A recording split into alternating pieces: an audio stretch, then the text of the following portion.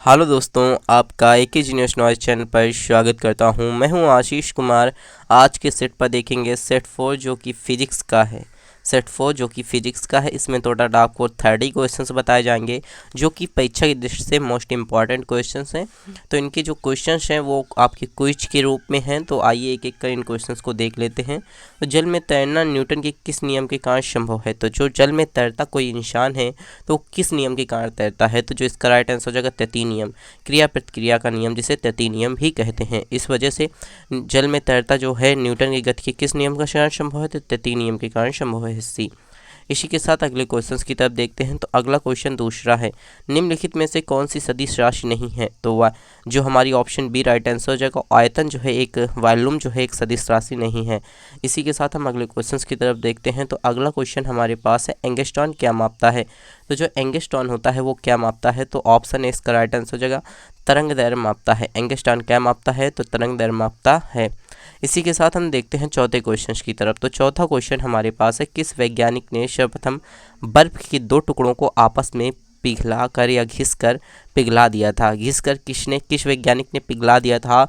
तो जो इसका राइट आंसर हो जाएगा ऑप्शन सी, डेवी ने जो है बर्फ के दो टुकड़ों को आपस में घिस कर पिघला दिया था। इसी के साथ हम अगले क्वेश्चंस की देखते हैं। तो अगला क्वेश्चन हमारे पास है पांचवा, ऊष्मा एक प्रकार की जो ऊर्जा है जिसे कार्य में बदला जा सकता है, इसका प्रत्यक्ष प्रमाण सबसे पहले किसने दिया?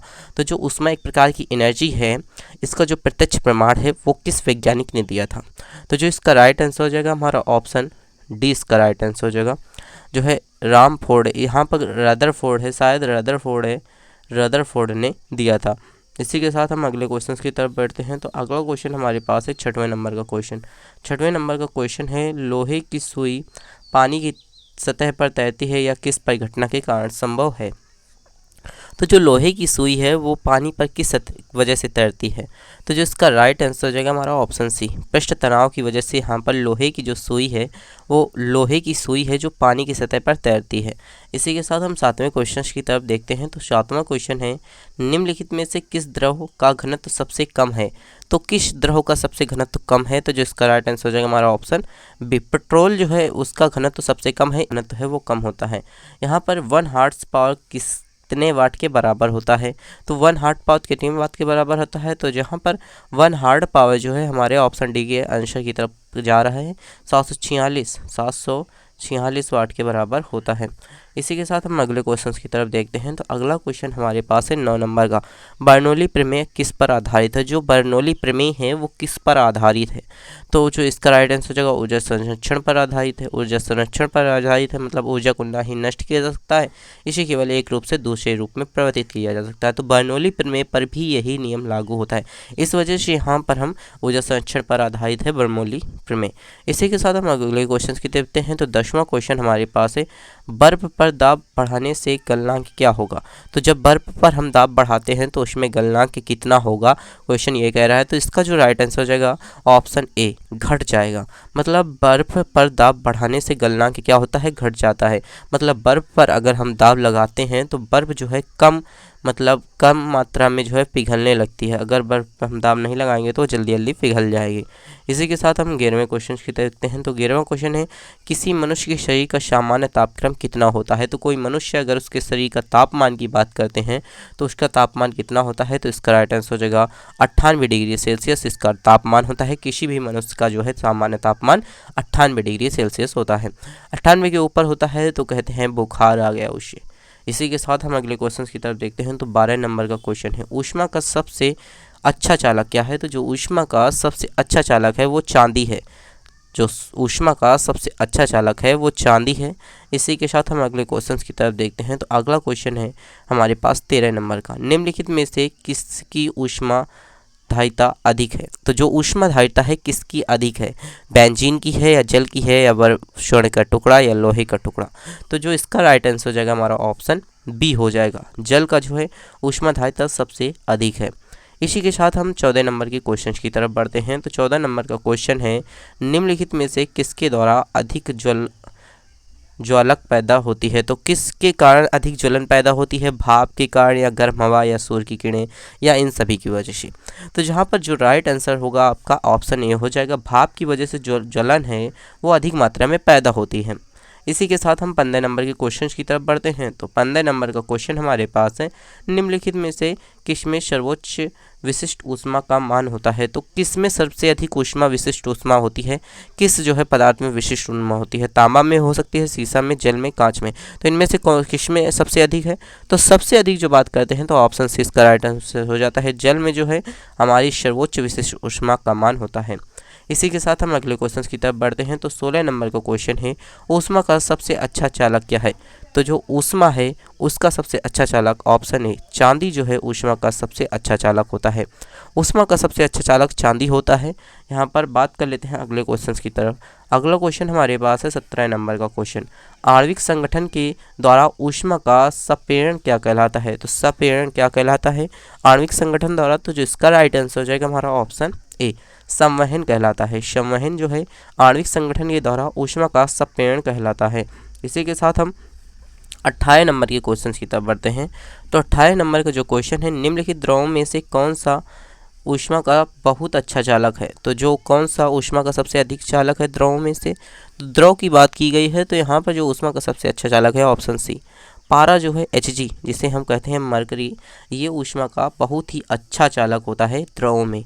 इसी के साथ हम 19 नंबर के क्वेश्चन की तरफ देखते हैं। तो ठोस से द्रव में पदार्थ की अवस्था परिवर्तन को क्या कहते हैं। तो जब कोई वस्तु ठोस से द्रव में परिवर्तित होती है तो उसे किस वजह से, किसके कारण पिघलाया जा सकता है। तो गला कर, मतलब इसे हम गला कर पिघला सकते हैं। मतलब कि अगर हमारे पास कोई बर्फ़ है, उसे हम पानी बनाना चाहते हैं तो उसे हम गर्म करके अर्थात गलन करके उसे हम पानी में परिवर्तित कर सकते हैं, द्रव में परिवर्तित कर सकते हैं। इसी के साथ हम 20 नंबर के क्वेश्चंस की तरफ देखते हैं। तो 20 नंबर का जो क्वेश्चन है, ठोस कपूर से कपूर वाष्प बनाने की प्रक्रिया क्या कहलाती है। तो अगर कोई ठोस कपूर है और उसे कपूर वाष्प में परिवर्तित करते हैं तो ये एक बहुत ही बात है कि जो हमारी ये डायरेक्ट है कि ठोस से डायरेक्ट वाष्प द्रव में, मतलब द्रव में नहीं आकर के डायरेक्ट गैस में पहुंच जाती है कपूर जो होती है। तो जो इसका राइट आंसर हो जाएगा हमारा ऑप्शन ए ऊर्ध्वपातन कहलाती है। ऊर्ध्वपातन की मतलब परिभाषा की बात करते हैं तो जब कोई वस्तु जो है ठोस से डायरेक्ट गैस में परिवर्तित हो जाए तो वह प्रक्रिया ही ऊर्ध्वपातन कहलाती है। इसी के साथ 21 नंबर के क्वेश्चन की तरफ देखते हैं। तो 21 नंबर का क्वेश्चन है, किसी द्रव का उसके क्वथनांक से पूर्व उसके वाष्प के बदलने की प्रक्रिया क्या कहलाती है। तो किसी द्रव का क्वथनांक से पूर्व उसके वाष्प बदलने की प्रक्रिया क्या कहलाती है। तो जिसका राइट आंसर हो जाएगा ऑप्शन सी वाष्पीकरण कहलाती है। मतलब वाष्प में परिवर्तित होने की क्रिया वाष्पीकरण कहलाती है। इसी के साथ हम 22 नंबर के क्वेश्चन की तरफ देखते हैं। तो 22 नंबर का क्वेश्चन है, ऊष्मागतिकी के प्रथम नियम से संरक्षित होता है। तो ऊष्मागतिकी का जो प्रथम नियम है वो किससे संरक्षित होता है। तो जो इसका राइट आंसर हो जाएगा हमारा ऑप्शन बी ऊर्जा का संरक्षण नियम है, जो कि ऊष्मा का प्रथम नियम है। ऊर्जा का संरक्षण नियम ऊष्मा का प्रथम नियम है। इसी के साथ हम अगले क्वेश्चन की तरफ देखते हैं। तो अगला क्वेश्चन हमारे पास है 23 नंबर का क्वेश्चन है, यदि किसी स्थान का तापमान सहसा वृद्धि होती है तो उसकी अपेक्षित आर्द्रता क्या होती है। तो मतलब किसी वृद्धि होती है तापमान में तो उसकी अपेक्षित आर्द्रता क्या रह जाती है। तो यहाँ पर ये पूछा गया तो इसका राइट आंसर हो जाएगा घटती जाती है। मतलब तापमान बढ़ाने से अपेक्षित आर्द्रता घटती है। इसी के साथ हम अगले क्वेश्चन की तरफ बढ़ते हैं। तो 24 नंबर का क्वेश्चन है, ध्वनि तरंगों की प्रकृति कैसी होती है। तो जो ध्वनि तरंगें होती हैं उनकी प्रकृति कैसी होती है। तो जो इसका राइट आंसर हो जाएगा हमारा ऑप्शन ए अनुदैर्घ्य होती है। मतलब हम पर हम अगले क्वेश्चन की तरफ देखते हैं। तो 25 नंबर का क्वेश्चन है, ध्वनि की चाल अधिकतम कितनी होती है। तो जो ध्वनि की चाल होती है वो अधिकतम कितनी होती है, किसके बराबर होती है।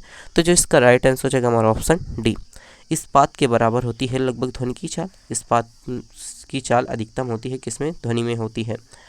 मतलब ध्वनि की चाल अधिकतम किसमें होती है, इस्पात में होती है। कौन सी प्रक्रिया प्रकाश और तरंग ध्वनि दोनों में घटित नहीं होती। तो कौन सी जो प्रक्रिया है प्रकाश और ध्वनि दोनों में घटित नहीं होती। तो जो इसका राइट आंसर हो जाएगा हमारा ऑप्शन ए ध्रुवण में जो है प्रकाश की जो प्रक्रिया है वो प्रकाश और ध्वनि दोनों में घटित नहीं होती।